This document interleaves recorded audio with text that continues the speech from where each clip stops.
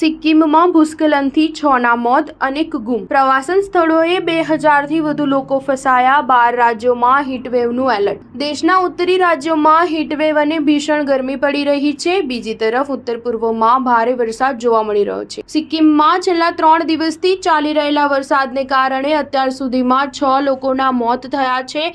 અનેક જગ્યાએ ભૂસ્ખલન અને પૂરમાં સેંકડો મકાનો અને અનેક રસ્તાઓ ધોવાઈ ગયા છે.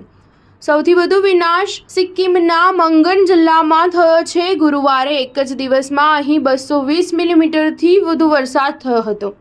આના કારણે ગયા વર્ષે બનેલો સાંગકલંગ બ્રિજ તૂટી પડ્યો હતો, જેના કારણે ગુરુડોંગરમાર તળાવ અને યુમથાંગ ખીણ જેવા પ્રવાસન સ્થળો માટે પ્રસિદ્ધ મંગન જિલ્લાના જોંગુ, ચુંગથાંગ, લાચેન અને લાચુંગ જેવા શહેર દેશના બાકીના ભાગોથી અલગ થઈ ગયા હતા. રાહત અને બચાવ કાર્યમાં લાગેલા ડિઝાસ્ટર મેનેજમેન્ટ અધિકારીઓએ જણાવ્યું કે લગભગ 2000 પ્રવાસીઓ લાચુંગ અને ચુંગથાંગમાં ફસાયેલા છે. હવે તેમને હેલિકોપ્ટર દ્વારા જ બચાવી શકાય છે, પરંતુ ખરાબ હવામાનમાં હેલિકોપ્ટરનું ઉડ્ડયન શક્ય નથી. હાલમાં પ્રવાસીઓને તેઓ જ્યાં ફસાયેલા છે ત્યાં જ રહેવા માટે કહેવામાં આવ્યું છે. સિક્કિમમાં પણ તીસ્તા નદીમાં પૂર આવ્યું છે, જે સિંગતમ શહેરના નીચાણવાળા વિસ્તારોમાં રહેતા લોકોને અસર કરી શકે છે. ગયા વર્ષે હિમનદી તળાવ ફાટવાથી ઉત્તર સિક્કિમમાં અચાનક પૂર આવ્યું હતું, જેમાં 100થી વધુ લોકોના મોત થયા હતા.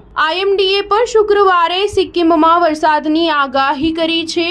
હવામાન વિભાગે કહ્યું કે સિક્કિમ, પશ્ચિમ બંગાળ, અરુણાચલ પ્રદેશ, આસામ અને મેઘાલયમાં વરસાદ પડી શકે છે. હરિયાણામાં આકરી ગરમી વચ્ચે આજે વાવાઝોડાનું એલર્ટ જાહેર કરવામાં આવ્યું છે. આ દરમિયાન મોટાભાગના જિલ્લાઓમાં વાદળછાયું વાતાવરણ રહેશે, તેમજ 30થી 40 કિલોમીટરની ઝડપે ધૂળ ભરેલા પવનો ફૂંકાય તેવી સંભાવના છે, જેના કારણે તાપમાનમાં થોડો ઘટાડો થવાની સંભાવના છે.